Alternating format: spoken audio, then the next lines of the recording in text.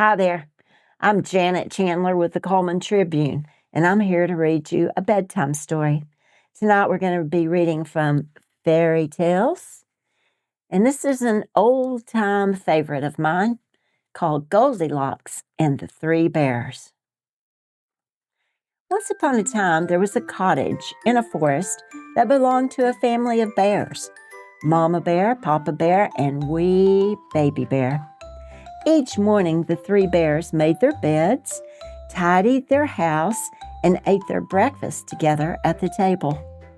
One particular morning, Mama Bear made a breakfast of piping hot porridge.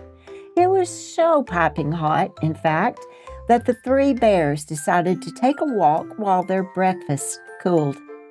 Just then, a little girl named Goldilocks came upon the cottage.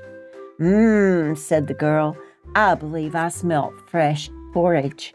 Perhaps I will sneak into this cottage and just have a bite or two." Goldilocks sneaked into the empty cottage and took a seat at the kitchen table. She took a bite of Papa Bear's porridge, but it was too hot. She took a bite of Mama Bear's porridge, but it was too cold. Then she took a bite of Baby Bear's porridge, and it was so good she ate it all.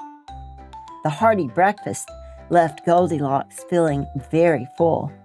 She hoped she might find a comfortable chair in the cottage in which to relax. Goldilocks sat down on Papa Bear's chair, but it was too hard. Mama Bear's chair was too soft. Then she sat down on Baby Bear's chair, and it was just right until it broke with a loud snap. Needing somewhere new to nap, Goldilocks found the bears' beds. Papa Bear's bed was too firm. Mama Bear's bed was too squishy, but Baby Bear's bed was just right. It didn't take long for Goldilocks to fall fast asleep. Little did she know, however, that at that exact moment, the bear family was finishing their morning walk. Certain that their porridge would be cool enough to eat, Papa Bear, Mama Bear, and Baby Bear sat down at the table for breakfast. Papa Bear growled. "It seems that someone has been eating my porridge." "Oh, don't be silly," said Mama Bear. But then she looked down at her own porridge. "Heavens to Betsy," muttered Mama Bear. "It seems that someone has been eating my porridge too." It isn't every day that one finds one's breakfast has been eaten by someone else. But this did not matter to Baby Bear, who had become quite hungry from taking such a long morning walk. It was as if he hadn't heard his mother or father complain about their porridge. "Oh dear," Baby Bear cried as he looked at his bowl. "It seems that someone has been eating my porridge and has eaten it all up." Upset that their breakfast had been mysteriously tasted and devoured, the three bears went into their living room. Papa Bear went to his big hard wooden chair and sat down, but something wasn't right. "What?" he roared, jumping from his seat. "Someone has been sitting in my chair." Mama Bear was sure that her husband was just being silly. That is, until she sat down in her own chair. "Gracious," she declared, "it seems that someone has been sitting in my chair too." Baby Bear was still forlorn from finding his porridge all eaten up. He was so forlorn, in fact, that he didn't hear his parents' complaints. With a frown and a pout, he flopped onto the spot where his small chair had been. "Eek!" Baby Bear squealed.